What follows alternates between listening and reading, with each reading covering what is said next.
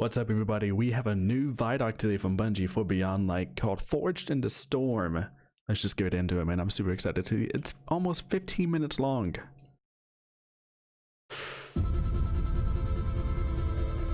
Oh, the Traveler waking up. Beyond Light kicks off the next trilogy of stories that we're trying to tell with Destiny.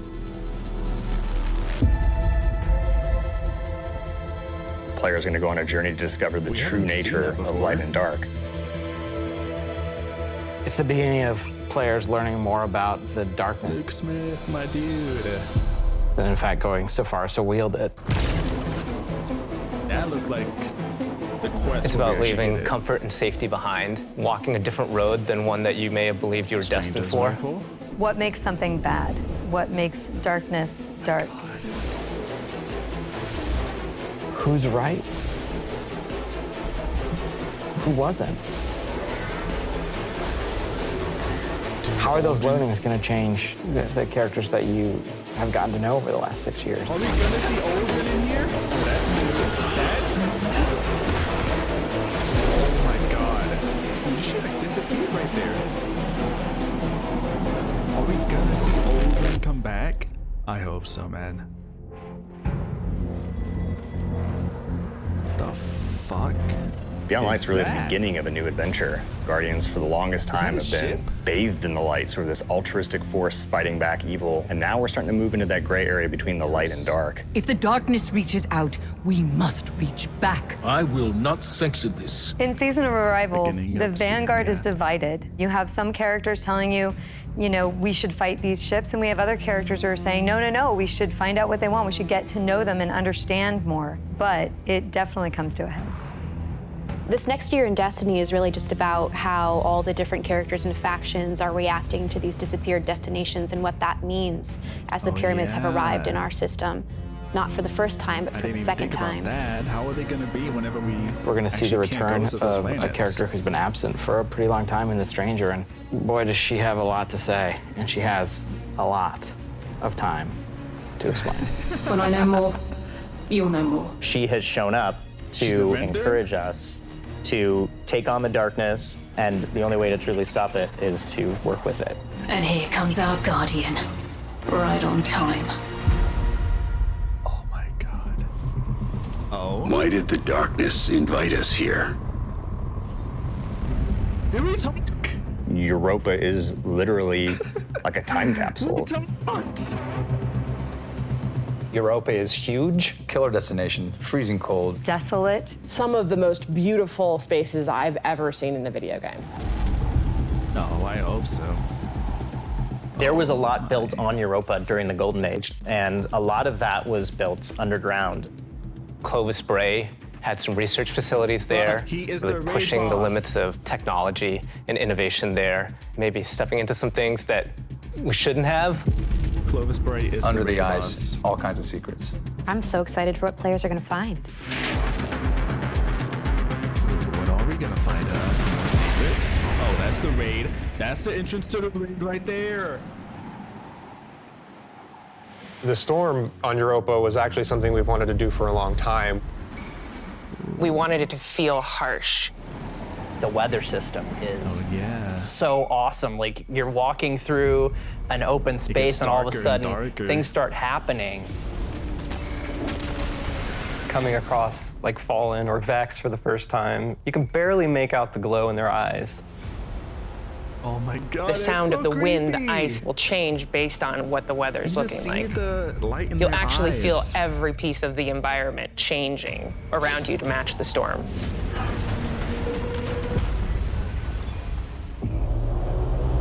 There's Aramis, our big baddie. Europa itself is a pretty foreboding place. Aramis is there in advance of us, and she's set up a forward base.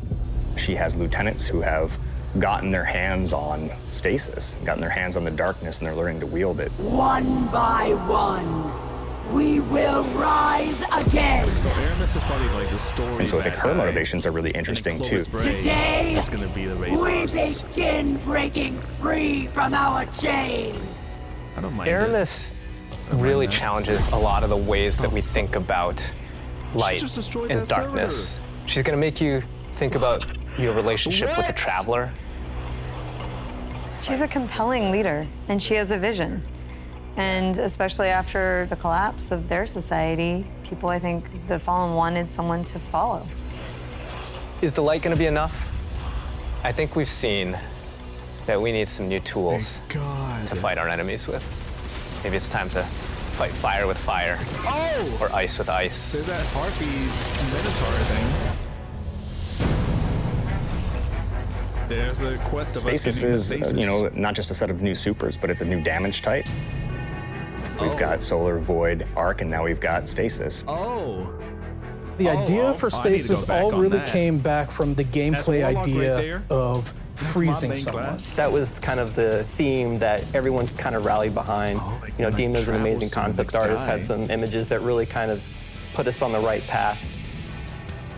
What really was landing with that was the more crystalline notion. So when we say cosmic ice, that's kind of where the cosmic comes in. Once he freezes solid, I'm able to hit him again and just shatter him into pieces. The pieces break apart and explode into sharp shards that can damage you. So all of that kind of came together when we landed on that theme. Bubble. Which class did that? Stasis is going to not only change the way that you can attack or approach combat, there's also some really great ways that you can upgrade it.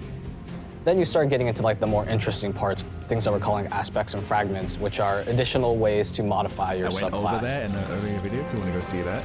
Aspects are a little bit more potent.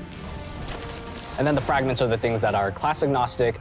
But depending on what your class is and depending on what your aspects are and how you want to play, you're probably going to be starting to select different ones in there. This is just the beginning for Stasis. We're going to continue to expand on it. We're just excited for players to get their hands on this. Hell yeah, buddy.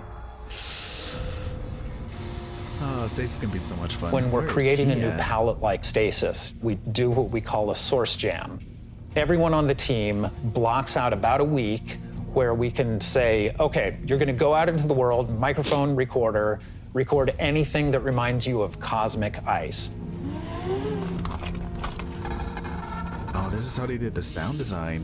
That gives us the palette that we can build the eventual sounds out of. I found personally that the best way to do it was at night. But doing screams, screeches, and blood-curdling yells is a little scary at night. The high witch voice? Or just the then high voice? I had a really rumbly stomach, and that also was recorded. There was also a breast pump.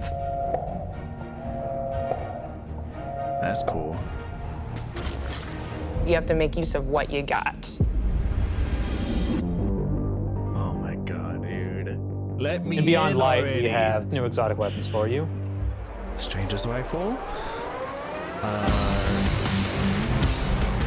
No Time to Explain is coming back. Instead of just being the gun that refills your magazine when you land precision hits, you actually get a little time portal, and it starts spitting out rounds alongside you. From the past. You can actually have that on top of the Arc Soul, so you can be your own little mini firing squad built for it. Oh, I didn't even think about that. Oh my god, that's Another gonna be so one much we fun. have is the Laments. It uses up your sword's energy to give yourself a new combo that ends up in a big spinning slash. Probably the largest selling point for a lot of people is that it slices right through barrier champions. I think the largest draw for most people is actually going to be the fact that it is a chainsaw sword. Maybe. Yeah. I want to see how it is against a guillotine. For Beyond Light, we really wanted to create exotic armor pieces that formed a key part of your build around which all the other parts of your build could revolve. God, that's going to be annoying. For example, the Titan gets the Icefall Mantle, which is a set of exotic arms that looks like it is crafted from Golden Age tech. When you activate it, you sort of slam your arms down, create a burst of stasis energy, and then you cover yourself in an overshield. The Warlock exotic is Necrotic Grip. This one I'm If very you excited are facing for. a wave of thralls running at you, you can nail them with your melee attack, and it starts to burst and sort of cascade through the whole group. This defeat Nevada. Huh.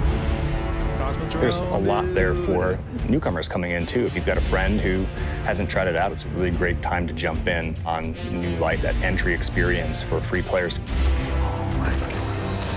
I'm so excited. Last year when New Light launched, we brought back a small portion of the Cosmodrome. This year we're bringing back a much larger portion of the destination.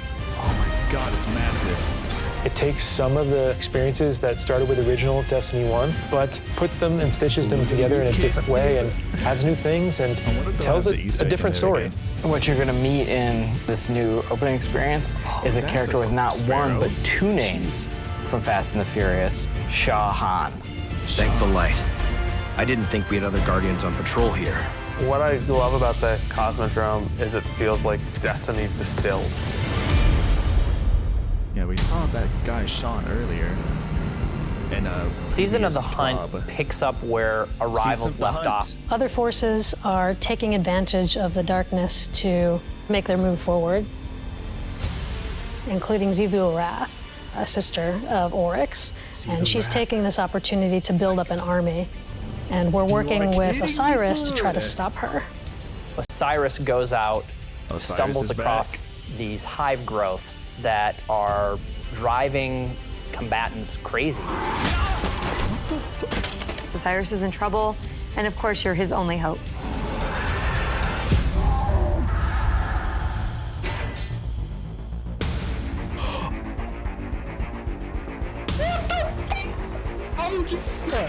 We warned you it was going to be dangerous down here. Impossible.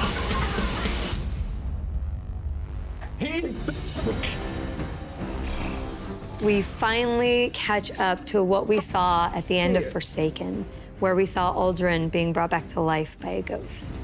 Aldrin, who now refers to himself as Crow, he doesn't know what he did. The slate's been wiped clean when he was resurrected as a guardian. We know what he's done, and we know what he could be capable of doing. So now we're going to spend some time watching him go back and forth, and that's going to question how we look at him, how we look at ourselves, how we look at the light, how we look at darkness. In Season of the Hunt, we're partnering with the Crow and Osiris to take down the High Celebrant. It's creating these cryptoliths around the system, and those cryptoliths are attracting Elixian Cabal and corrupting them. New public event? So Xivu Arath is essentially corrupting herself an army, and it's our job to put a stop to it. I'm really excited to see Xivu Arath fleshed out more and to find out more about her relationship with Savathun and what that means for Year 4 of Destiny. Savathun has been placing dominoes, and at the end of Year 4, she's going to knock down the dominoes. So excited to see what happens. We're going to see what she's been really up to. And so this year, she's putting the last pieces in place. God, dude. Aldrin is back. I'm so excited to see what happens. Destiny is just a really incredible world. And it might be after the there raid, are though. so many stories for us to tell. We have a lot to look forward to. Beyond Light, then the Witch Queen, and then Lightfall, and all the seasonal content between. We feel like we've got a really great way to bring people together. Working through COVID and working through some of the other turmoil in the world right now has been really challenging. I have to admit, I've been pleasantly surprised with how well we've been able to get things done. We're committed to your characters and your community of players. We want to meet you where you are. I think the thing that excites me the most about Destiny's future is how much it's rooted in where we come from. Seeing villains revealed and finding out secrets that we've been hinting at for years. When I look at the team that we're building and continuing to grow and hire, the new leaders that are coming up in Destiny, that gets me super excited. That's probably Destiny's best days are ahead of us. Beyond Light right there. Oh, what was that? That was like a quick scene inside of Cosmodrome. You dodge and then you freeze the enemies when you dodge. That much ability right there. Oh my god, dude. Aldrin is back. Hold on, let me go back to that moment. Burst and sort of cascade through the whole group. That's too far, isn't it? Yeah. These hive growths that are driving combatants crazy. So this night comes out of nowhere. Osiris is in trouble, And of course, you're his only hope. Where they are. Oh my god, dude, the Crow. Aldrin was named the Crow in D1, but that never got put in. That was like a cut concept, and now they're bringing him back in D2. We warned you it was going to be dangerous down here. That's the Crow. Impossible. So excited. I want to see what happens when he's in the tower. We finally catch up to oh my god, okay. Forsaken, where we saw Aldrin being brought back to life. Very, very exciting things coming. I think we're, what, 2 weeks now? 2, 3 weeks? 2 weeks exactly from today. Oh my god, we are so close. Alright, that's gonna be everything for now. Thank you so much for watching. Hope you enjoyed, and I'll see you all in the next video. Bye bye.